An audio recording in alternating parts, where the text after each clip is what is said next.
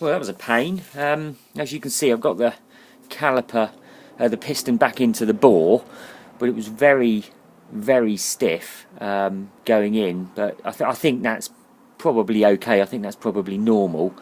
The piston bore is clean. The O-ring is fine. The piston itself is okay now. I've obviously cleaned out quite a lot of crap in there, so yeah, I'm hoping that's sorted it really. So I'm going to go ahead and just put the thing together. I'm just giving these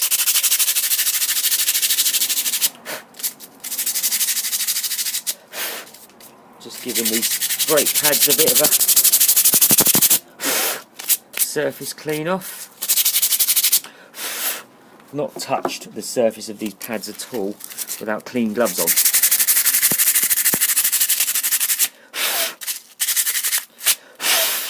So there you go, I'm not worried about that. So I haven't contaminated them, I'm just going to reuse them. And I think I've decided that this pad here is the one that goes on the piston side, because you've got the sort of quite distinct, you can see it in the light there, the ring there that's made by the top of the piston. So there you go, I'll just use that on that side. Let's give them a quick clean up.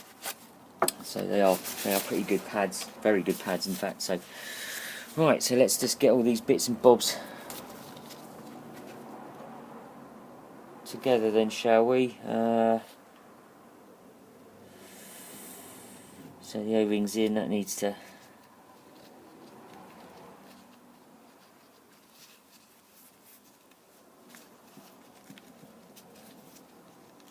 sit on there. There we go, that goes to make sure it's sitting right, because it just yeah, it is a rubber seal after all. Don't want to go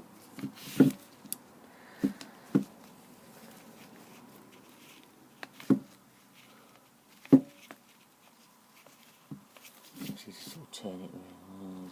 I'm going to take it off again. Really don't want to take it off again, just to see it's not quite sat on. It had to be on the back end, didn't it, where you can't get your fingers in.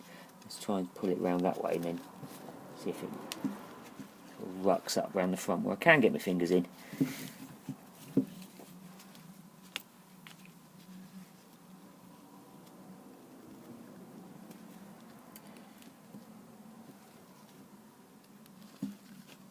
Fiddly job.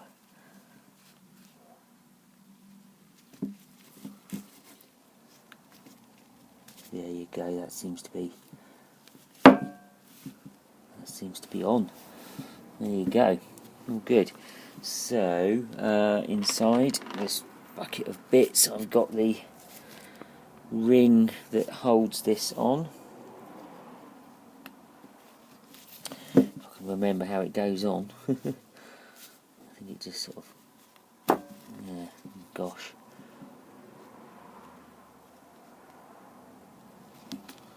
I get a feeling when this is all back together, it's not going to be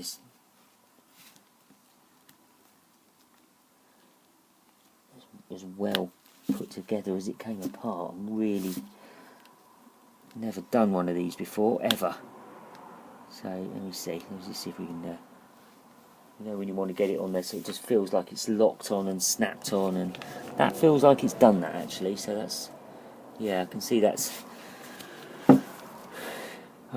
seated properly all the way round. You can't see it on camera unfortunately, but you can see it's seated all the way round the back and front, and isn't sort of ski whiff or anything like that. The rubber boot is down all the way, that's all fine. So that should be good. There you go, fine, right. Don't do any more.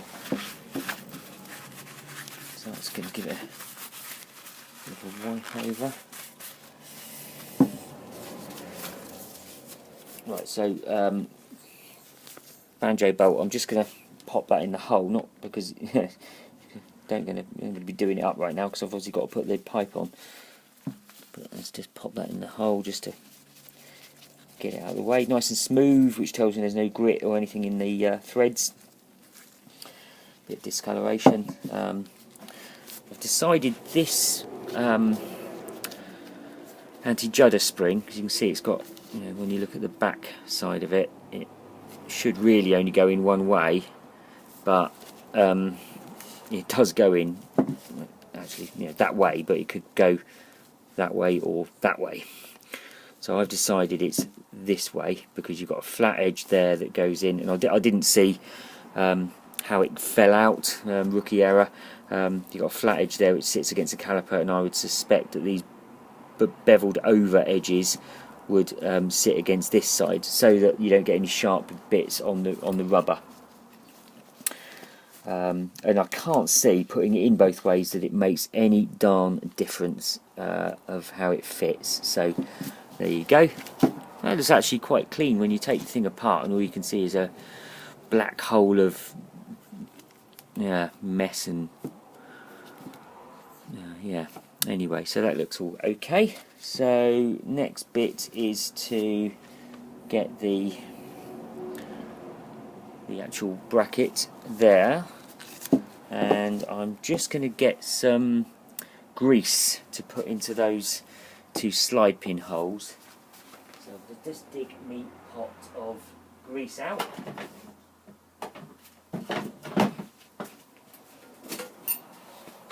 Here we go.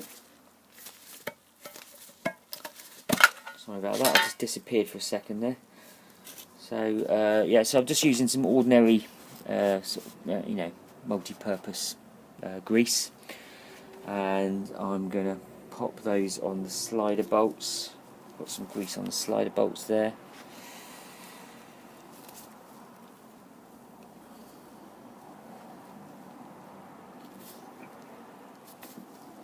Pop that in. Don't take too much, let's put a bit more on, shall we?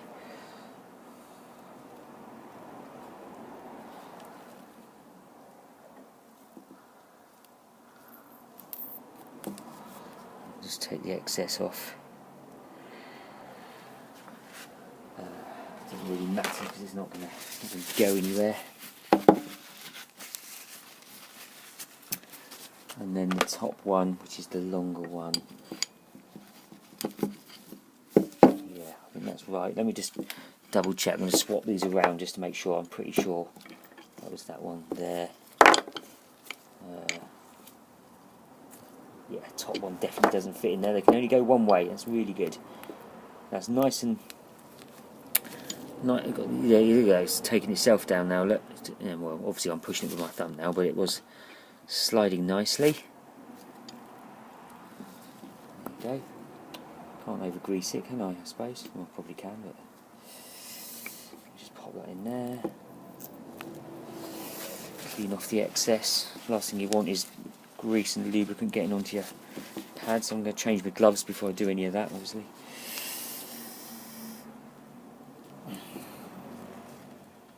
Right, so that's the next one. Let's pop that in.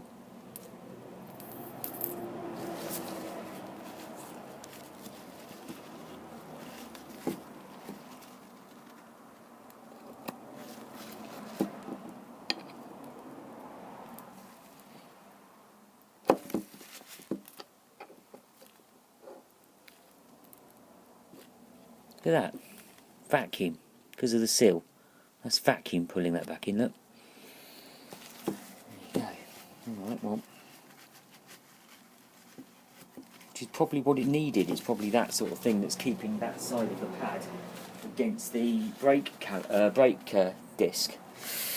Right, so what we do now, get a clean bit of tissue, just give this all a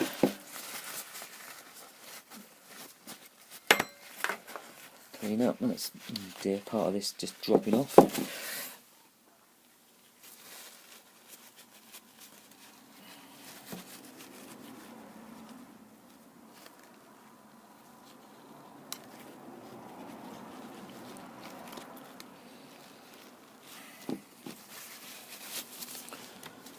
So what I'm going to do now is the fiddly bit. So this does go on to here, but you've got to get the pads in. So just get that out of the way. I might just change my gloves actually, because I've got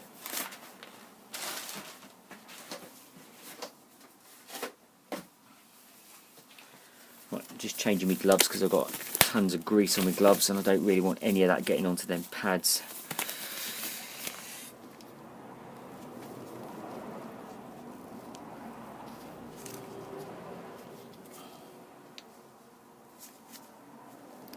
So that's how they'll go in, like that.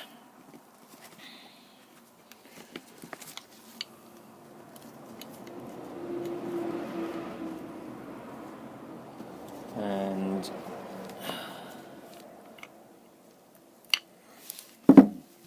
this is fiddly.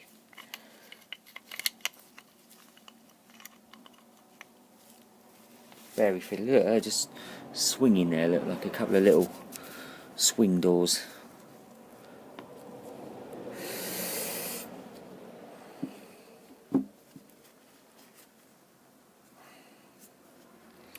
What I'm going to do is, this might not work, so I'm just going to attempt. There you go, it's not working, so I'm sure there's a better way of doing this. What I'll do is, because you can't bolt these two together first, because you've got to get them apart to get the pads out.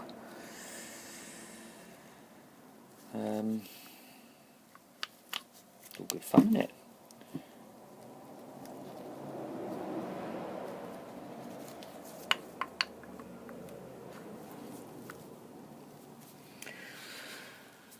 It's interesting, isn't it? That's how the caliper goes together, but you can't get the pads down through. There you go. You can't get the pads down through there. I probably should just bolt this to the bike and then stick the pads on and then put the outer caliper on as you do normally. I just wanted to show you doing it on the bench. Really, you can get it all apart on the bench, so you should be able to put it all back together on the bench.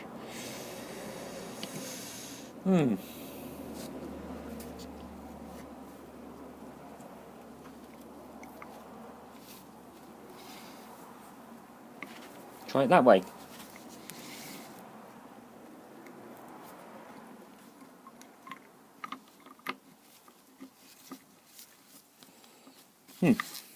Kind of works. Yeah, there you go. Sometimes it takes brains, doesn't it? Right, so last two bits then.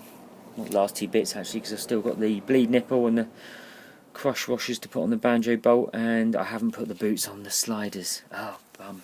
Okay, let's just take that apart. At least I've got a technique that works anyway, so let's take these out and those out.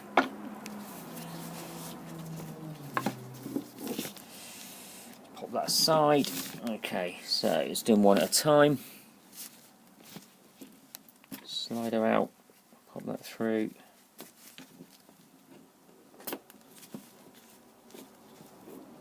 She'll be good.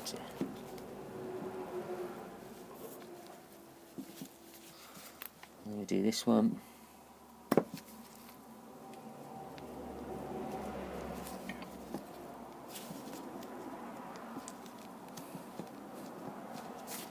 There you go, boots on the sliders now. Duh. I'm going to be very careful because again I've just sort of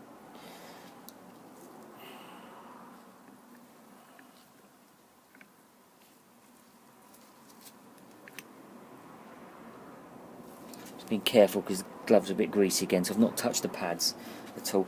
I'm not going to go and put any copper grease on them or anything. I'm just going to put them in for now. If they cause me any problems, they're going to be easy just to take apart after.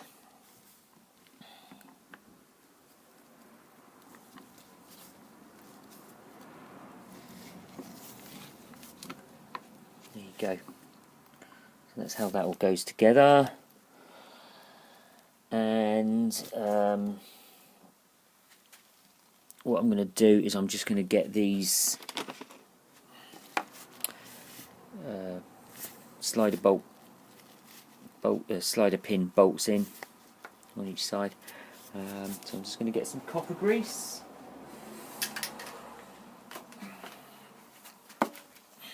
Just give them a bit of a scrub out. I don't really like this actually, this copper grease. It's rubbish. I'm going to do this away from all of that.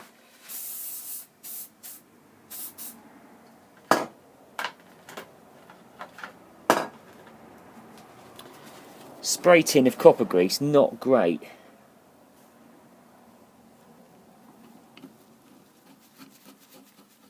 Right, that's bit, which is good. The spray tins of this copper grease, not great, because it's more aerosol than copper grease. You're far better off buying a tube or a pot that you can just smear it around with your finger. Let me just do this, and it tends to go everywhere. So yeah, I'm probably just going to get rid of that and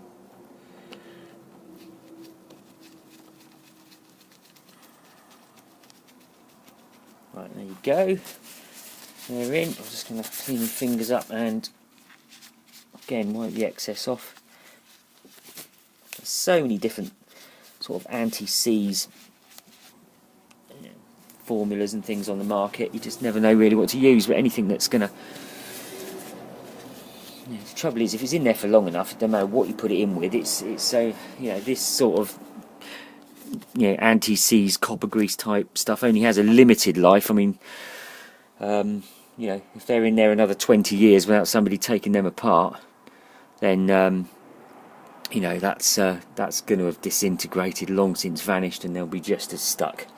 But hopefully it just gives it a few years of protection anyway. So right, so let me just nip those up. I'm not sure what size that is. Let me just grab a...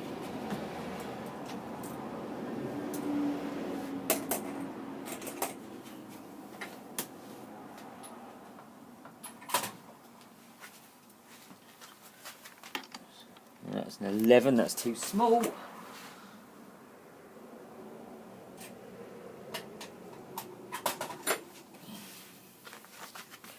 That's a 12. I don't know, I grabbed an odd size. You virtually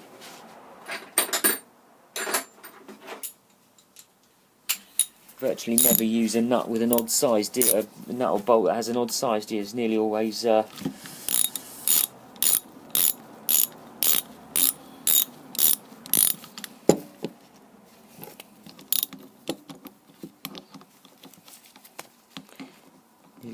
even.